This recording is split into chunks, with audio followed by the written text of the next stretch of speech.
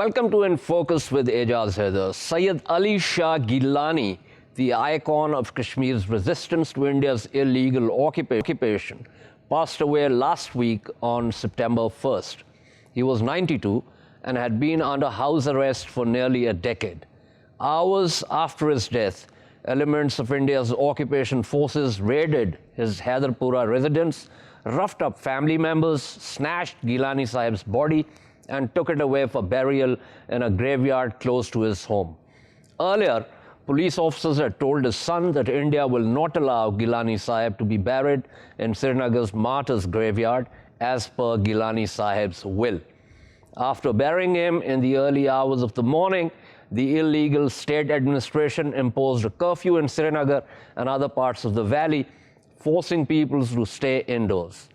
As many observers have noted, all this was done to prevent a large funeral and protests erupting in the valley. The measures give a big lie to India's claim that Kashmir is part of India and that it is in control of the situation there. If anything, it is obvious how complete the alienation is. Clear also is the fact that India continues to suppress and oppress Kashmiris in utter disregard of human rights and international norms. To discuss this further, I am joined by Dr. Farhan Chak, Associate Professor of International Affairs at Qatar University, and Ali Sultan, an eminent lawyer and international law expert who joins me from Lahore. Let me begin with Ali Sultan here.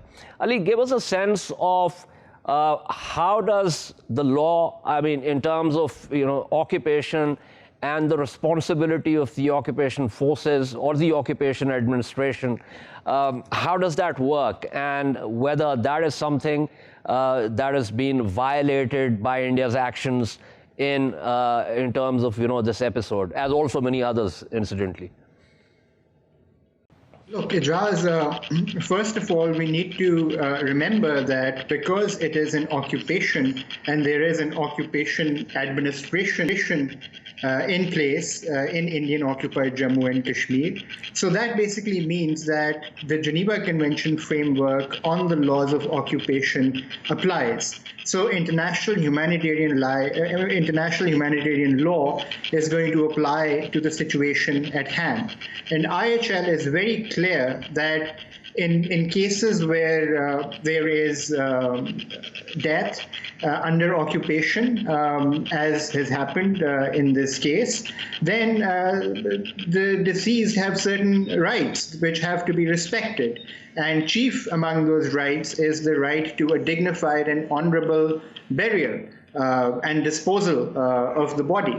Now, clearly that has been violated here, as you mentioned in your introduction, how the Indian forces roughed up their family members and snatched Geelani Sahib's body in the middle of the night and then just buried him without, in the absence of his family members, in a gravesite close to his home. So this is squarely a violation of international humanitarian law. To be specific, it violates customary international humanitarian law rule 115, which deals with the honorable and dignified disposal of the dead or the deceased, and forbids such actions by the occupying forces. So that's the first violation. And secondly, we also should note that the draping of the Pakistani flag around his body has also been used by India to register an FIR against his family members now. Whereas, again, under international humanitarian law, the occupying forces have to respect the personal effects of the deceased as well. And since Geelani Sahib's identity, the core constituent of his identity was his identification with Pakistan. So the Pakistani flag around his body was part of his personal effects, and that also was something which the Indian occupying forces should have respected, rather than hounding and harassing his family members by registering this FIR. So that's basically the violation of international humanitarian law, which has happened here. And this is precisely what our Foreign Office has also elaborated upon in a démarche which has been handed over to the Indian Shah's d'Affaires in Islamabad. Right. Thank you so much, Ali Sultan, for clarifying the situation. Before I go to Dr. Farhan Chak, let me also welcome Mr. Zafar Qureshi, who is chairman of Kashmir Campaign Global. He hails from Indian-occupied Kashmir, but lives permanently in London in exile. Dr. Farhan Chak, this is not the first time when Afzal Guru was judicially murdered by the Indian Supreme Court. His body was buried in Tihar jail. We have also seen over the last 3-4 years a consistent practice by the Indian occupation forces that after firefights, whether with the freedom fighters or when they are extrajudicially killing Kashmiris, they just take the bodies away and bury them very far from their native villages and towns. As I said in my opening, it's very clear to me that the sense of, at one hand, as far as the Kashmiris are concerned, the sense of alienation is complete. And on the other hand, the increasing, disregard of all norms by the Indian state as also its occupation forces. You're absolutely right, Ijaz, that what we've seen recently, particularly as a consequence of this Hindutva fascist government in power, is the increasing brutality, absolute disregard for international human rights law, as Ali Sultan quite eloquently portrayed Article 17 of the Geneva Conventions, Article 120, Article 130, so many ratifications on the rights and the responsibilities of occupying powers towards the deceased. And none of that has been respected. As a matter of fact, there is a flagrant, almost, it's so indifferent to the sentiments of people. The fact that someone could barge into your house, drag a deceased person, so highly revered, in such a callous and cowardly manner, and then bury without Islamic rites or rituals being performed without family members. It's truly astonishing. And they're upping the ante, and that's also a signification. It actually is testament to their growing paranoia and their growing apprehension of, like you mentioned, Ijaz, the complete and total alienation of the people of illegally occupied Jammu and Kashmir by the Indian occupation forces. So what we see is this kind of, brazen disregard. It's really a reflection of what's happening in their own society. And it's meant to not only kind of obfuscate and deny, but that's usually what hegemons do during their last legs, is they become the most cruel. That's what the Dogras did when they pushed out 500,000 and murdered up to 500,000, and official figures are about 240,000. But the last legs of tyrannical regime, as it is in occupied Kashmir, it always acts with this kind of brutality, and it's in their own demise. Right. I'm very happy that you mentioned some of these benchmarks in Kashmir's history. 13 July, for instance, when more than 20 Kashmiris were killed in cold blood. Pandit Premnath Bazaz actually wrote about that and wrote about how a tyrannical regime killed, and he was very clear in saying that it was not a communal thing. It was people protesting for their rights. I'm also happy that you mentioned the Jammu massacre. Interestingly, a very senior journalist in India, Karan Thapar, has now been barred from writing his column for having mentioned that and for mentioning the role of the RSS in that massacre. But let me pull in Mr. Zafar Qureshi here. Zafar Sahab, give us your sense of, as Farhan said, it's completely brazen. It defies any norms of human decency. But I also suspect that India has, over the years, been following the Israeli template. And that's not just because they have very close relations, but also because there have been a number of Israeli, advisors who were stationed in occupied Kashmir. So give me a sense of how you look at this. Indeed, Aryasab, this is really a brazen, and to be honest, I am left speechless, wordless with the acts that the Indian government committed on the death of our leader Syed Ali Shah Geelani, not just barging into the house and dishonoring the body of our Qaid Syed Ali Shah Geelani, the way they treated the people. It's not just the individual rights of Geelani Sahab and the family, but it is the rights of the millions of people that followed and believed in Geelani Sahab, who were waiting to participate in the last rites. People not just in the house, outside the house, where the cordon started, were beaten by the Indian forces in order to prevent them from coming to the house and performing the last rites. Speaking to some of my friends and family members in Kashmir today, the curfew is still on very tight. This fear and paranoia that the Indian occupational forces have is a clear sign of their loss, how they're losing within Kashmir, even though you're absolutely right. They are following the Israeli nexus within Kashmir. They're colonizing it. They're changing the demography. They are actually committing another ethnic cleansing, just like the Nazis did, just like the Israelis are doing in Palestine. They're ethnically cleansing the Kashmiri Muslims, killing them, wiping out, destroying the houses, and then rehabilitating the migrants that they're bringing in, the Hindu RSS extremists that they're bringing in from India. And this latest episode, where they cordoned and completely denied the basic human rights to the Geelani Sahib and his family and the people of Kashmir to have a decent burial, to have a burial practices based on Islam, clearly shows how frustrated they are. But Alhamdulillah, let me tell you one thing. On one side, India is trying every trick in the book.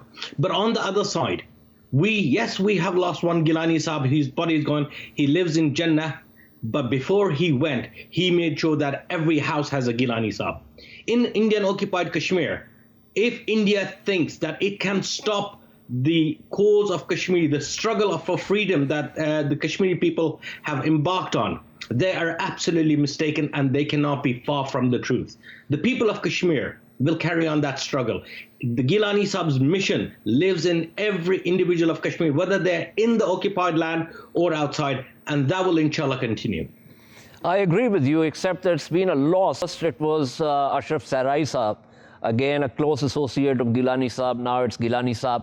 Well, let me also welcome Barrister Abdul Majid Trambu, who's an international human rights and international humanitarian immigration and asylum lawyer, who's with us. Barrister Trambu, we're talking about the brazen disregard of laws as well as human decencies that we witnessed after the death of Syed Ali Geelani, and the way the occupation forces barged into his house and basically, as far as from where I stand, desecrated the body by dragging it out and burying it without the proper rites and rituals.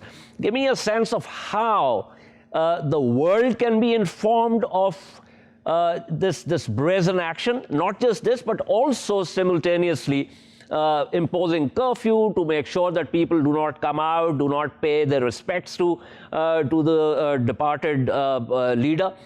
How can the world be informed of the outrageous actions of the Indian state?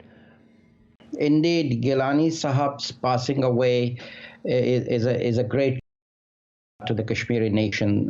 There is no doubt as to that. Geelani Sahab is, I wouldn't say was, is a leader of excellence, and he is basically a grassroots leader. The point really is the way they have treated him post his death is itself a very, very draconian way of dealing with dead bodies. But then again, what could you expect from a racist and Zionist regime, which is governing India at the moment under the leadership of Modi, RSS man. So of course, that itself is not condemnable only, but it's a huge, colossal human rights breach. What we need to do is, obviously, Geelani Sahab has gone, but the way they have treated his burial is to be addressed, and it has to be brought within the notice of the international fora, such as the United Nations Human Rights Council, and we are in preparation of presentation to the council, which is going to begin its session from 13th of September this year. And we will also raise the issue with the European Union, all three parts of it, whether it's the European Commission, European Council, or for that matter, the European Parliament. So we will raise our voices, and we are not going to leave it there, sir. Right, that's very encouraging. Farhan Chak, how do you look at the situation going forward?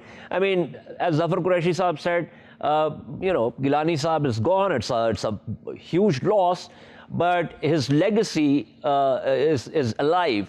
And we now have a number of very bright, highly educated Kashmiri men and women, yourself being one such, who are not only based in the occupied land, but also part of the diaspora. It seems to me that you are going to be the educated youth is going to be the voice of Kashmir. Going forward, is there some cause for optimism, or do you think that such optimism will be misplaced? I actually think, first of all, thank you very much, Ijaz, but absolutely there is great optimism. I feel, and I want to just kind of repeat what Zafar very poignantly mentioned, that every house within Kashmir looks at the way, the desecration, as you mentioned, Ijaz, of our leader, irrespective of before whether they were entirely in support of his ideology or not. We all know that there was a massive constituency that was behind him, but now that massive constituency has transformed into the total constituency. Every single Kashmiri views Marhum Shaheed Syed Ali Shah Geelani Saab as a symbol of the crimes that India has done. He was jailed while he is living, and his grave is jailed. Imagine the grotesque nature of the Indian occupation. So I have, actually, as a matter of fact, ever since the revocation of Article 370 in 5A, I actually believe everything that's happening is readying the people of Kashmir, the Kashmiris that are so vocal outside, that are changing the narrative, Ijaz. The way the narrative has changed is stupendous. It is absolutely amazing that now people are recognizing the occupation. There is a more unanimity amongst our narrative when it comes to the occupation, the forces. Just the other day, I was explaining to a group of people, stop referring to Shaheed Syed Ali Shah Geelani as a separatist.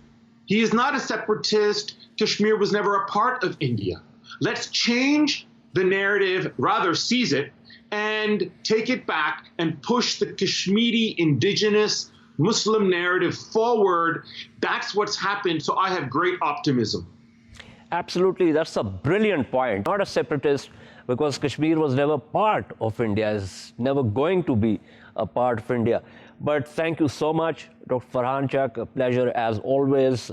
Thank you, Barrister Trambu, and best of luck with the presentations that you're going to make to the UN, also as well as the European Union.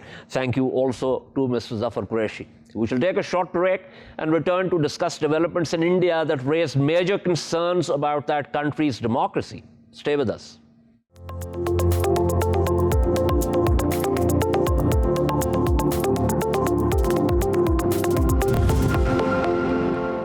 Welcome back to In Focus. When Dr. Bhimrao Ramji Ambedkar drafted India's constitution as chairman of Constituent Drafting Committee, he was keenly aware of India's religious and ethnic diversity.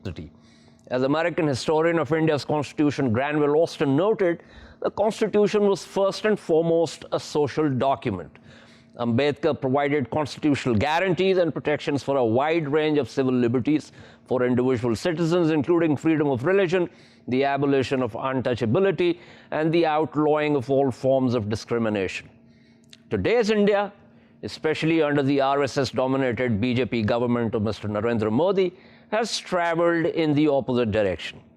Academics have been resigning, stand-up comedians are jailed, journalists are losing their jobs and told what they can or cannot write. In a major embarrassment, India also found itself in the list of countries spying on its own citizens by using an Israeli spyware program.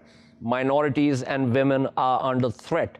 The Indian Supreme Court has been passing verdicts that threaten to undermine the highest court's independence. What kind of democracy has India become? To discuss this, I'm joined by Ranjan Solomon, who analyzes issues of development, justice, peace, and human rights, and he joins me from Goa. Dr. Ilhan Niaz, Associate Professor of History at Quaid-e-Azam University, and Dr. Yaqub Bangish, a historian of modern South Asia and Assistant Professor at Information Technology University. Let me begin with Mr. Solomon here. Mr. Solomon, the question is, what kind of democracy is India now? I'll attempt to put this whole thing within the framework of what democracy is, the way I understand it, very briefly. To me, I understand democracy to be a system of government in which power is vested in the people, not in the government, and exercised by them directly or through freely elected representatives. So then you ask the question, at this point of time in history, is India a practicing, viable, an appropriate form of democracy? The answers are both yes and no, but they are mostly no at this point of stage.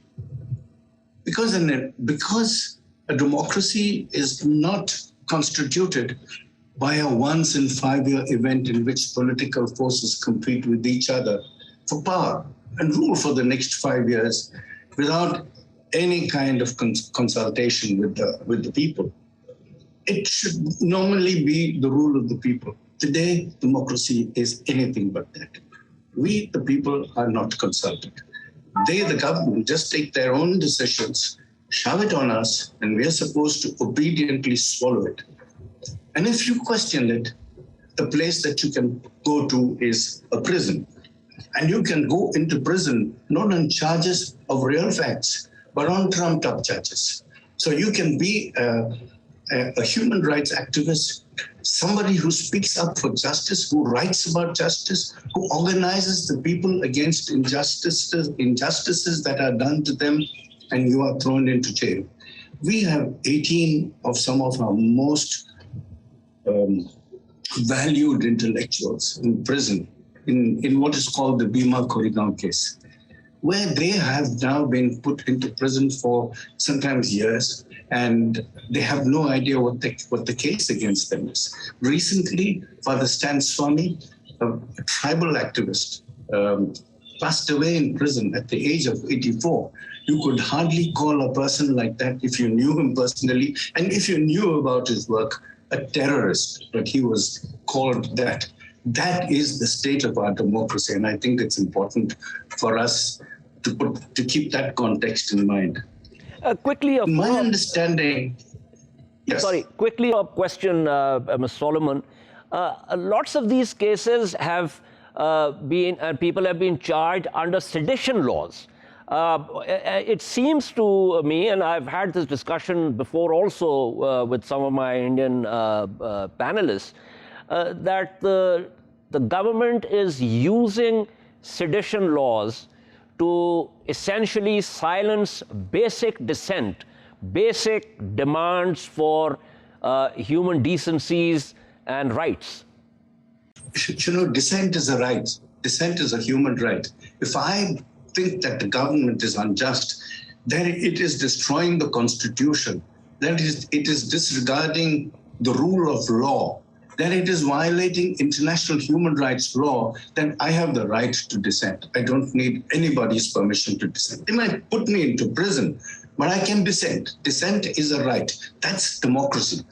So if that cannot happen in a democracy, then there is something very faulty and abusive about that kind of democracy. Because in a democracy, people have to be consulted in decision-making, in formulating laws, and in being part of an inclusive society. Today, that's not the case. Today, the Dalits, the tribals, the Muslims, the Christians to a large extent are just pushed aside. We don't belong. We're not the mainstream. We are told that we are another ethnicity, therefore, you are not the core of Indian society. And I disagree with this because I grew up in a society in which it didn't really matter that you were a Hindu or a Muslim or a Christian or a Sikh or a Parsi or anything else. It was important that you were a human being. So I grew up knowing those values. So we were a more than viable democracy for a long time. There was an interference at one point of time when Mrs. Gandhi declared an emergency, and we see the resemblance of all those things that happened in that 18-month period of the emergency. Democracy was derailed. Democracy is being derailed. The right to dissent was snatched away. The right to dissent is snatched away today. Mr. Solomon, that's a very important point. I actually want to take that point to Dr. Ilhan Niaz. Ilhan, that was an aberration. It was emergency. It was politically, Mrs. Gandhi's rule was ended. But what we are witnessing now is actually democracy in terms of a very ideological majoritarianism. So in terms of the number of people who actually agree with this government or the manner of its functioning is something that makes this a rather unique thing. We need to draw some distinction between what we might call liberalism, which is a basket of different principles and values that are generally conducive to personal freedom and the exercise of personal conscience, and between democracy in the sense of rule by a majority. I think the challenge that India faces in terms of its democracy is far more difficult to deal with because it is drawing upon medium and long-term social, ideological, and economic changes that have been taking place over the last 40 or 50 years. So the challenge that the BJP poses is primarily to the liberal constitutionalism of the Indian Republic. As far as the democratic element, i.e. the contesting of elections, is concerned, over there the BJP has been doing reasonably well through its strategy of whipping up support for different cultural issues, as well as for the strong leadership that many people think Narendra Modi represents. So that is something which is disturbing in the sense which makes the BJP's takeover of the Indian polity something that is more deeply rooted than a coup d'etat or than some sort of small minority group attempting to seize power through violent or revolutionary means and then ending a country's democratic experiment or democratic trajectory. So that is something which I think makes this whole process far more sinister and far more difficult to deal with as well, because the rules of the game that were set up under Ambedkar's drafted constitution are precisely the rules of the game that the BJP has adapted and is beating the other parties at when it comes to electoral contests. Whether that lasts into the future, of course, remains to be seen. And it might not, given the severity of India's current economic problems and the Modi government's handling of the COVID-19 pandemic.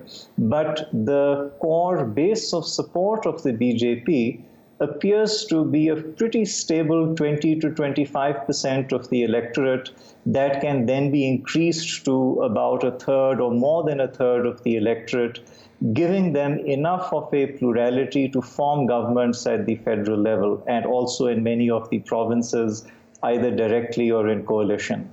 Okay. Dr. Yaqub Bangash, Ilhan has mentioned a number of factors, economic, social, political, over the past 4 to 5 decades.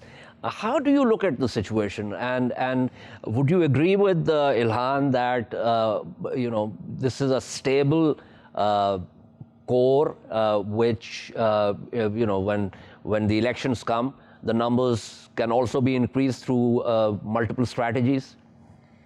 Thank you, Ijaz. I think Dr. Ilhan Niaz has actually explained it really well in how the BJP has actually used the current framework of the Indian Constitution to achieve its ends.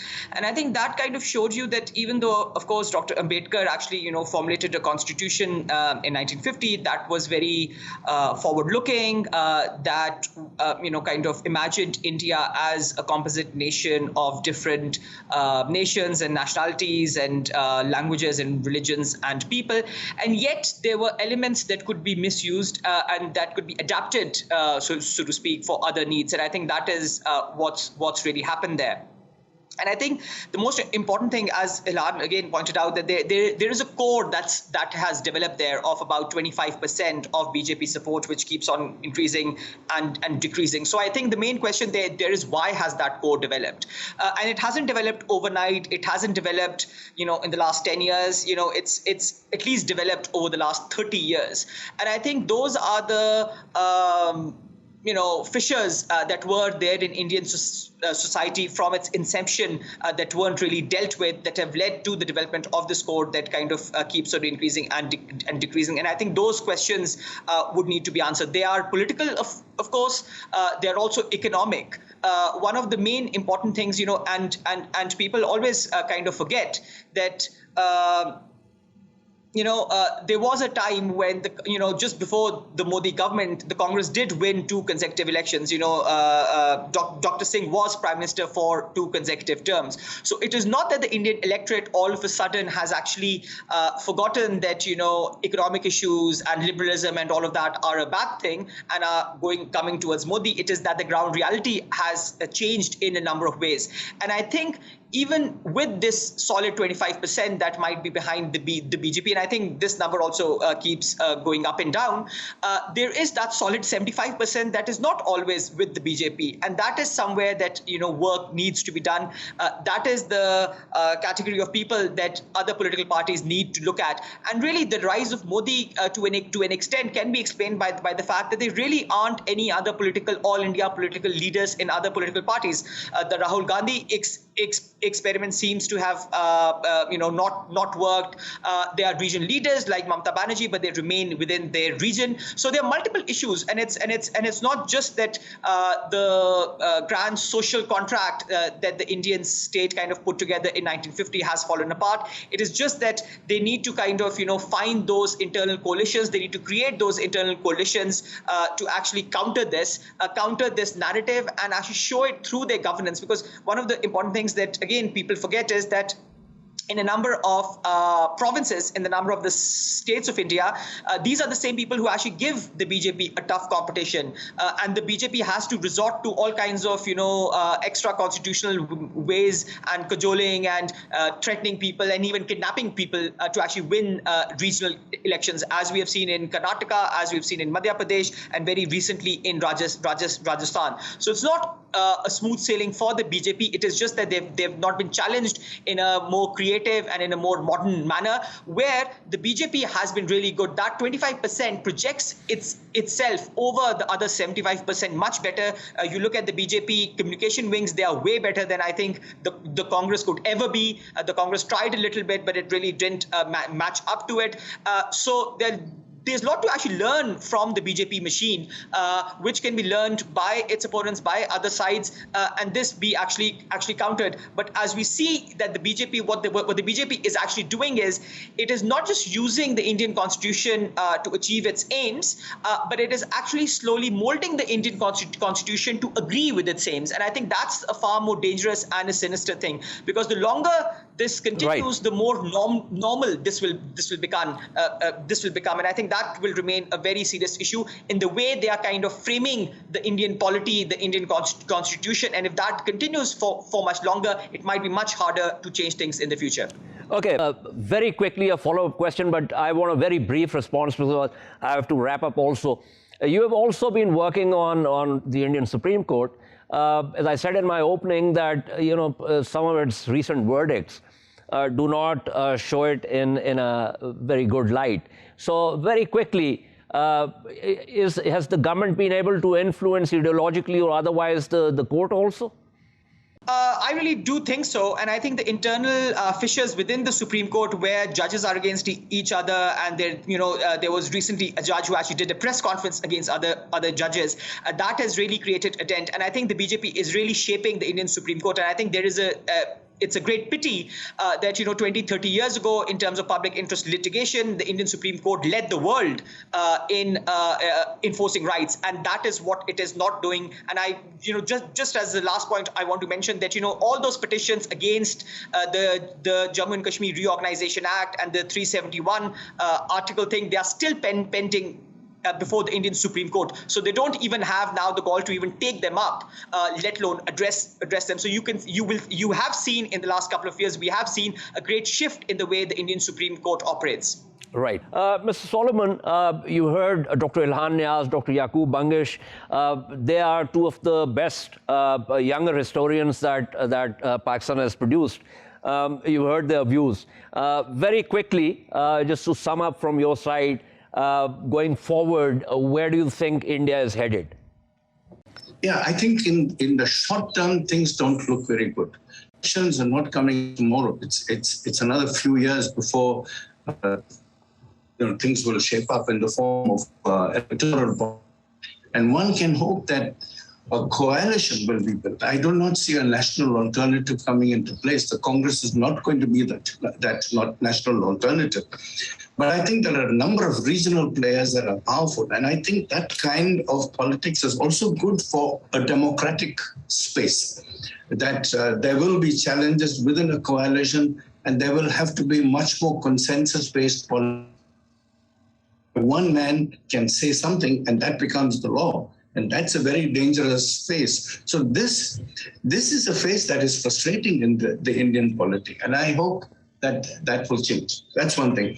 The second thing is, I think it's important that civil society also finds some kind of cohesion. And I think this is beginning to happen, that civil society is again waking up. Unfortunately, COVID set us back quite a lot. We have to deal with that. But I think civil society will have to play a role in supporting the right kind of politics so that we can bring about the change that we're looking for.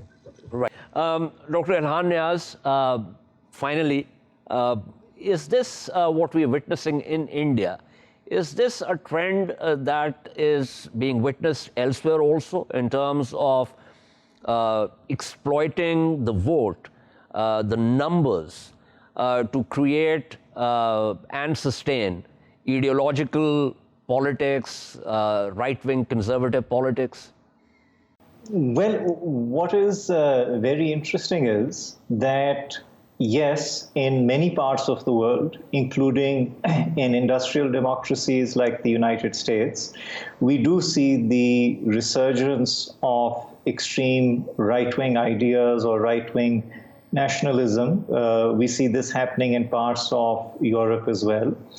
We see this happening in other developing democracies as well.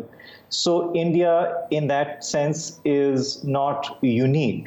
But in some ways, India is also different in terms of the sheer scale of India's electorate and in terms of the complexity of its form of government, its different tiers of government, and the amount of regional politicking and local politicking anyone that is trying to build a national coalition have to engage in.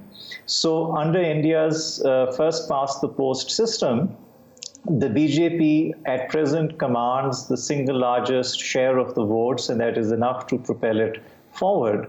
But that might also change if it is not able to conclude its current term successfully.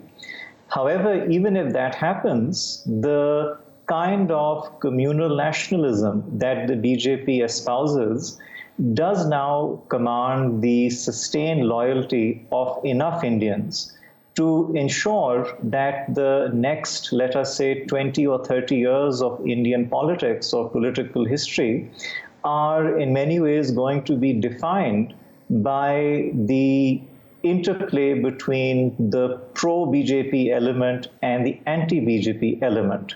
And as the other guest on the show pointed out, the anti-BJP element is as yet not responding to the threat in the way that it should perhaps do. So it's going to be interesting watching India going forward. But thank you so much to Dr. Yaqub Bangash, Ms. Ranjan Solomon, Dr. Ilhan Niaz. This is all from In Focus this evening. We shall see you tomorrow at the same time. Keep following our latest updates on social media at indus.news. Good night and goodbye.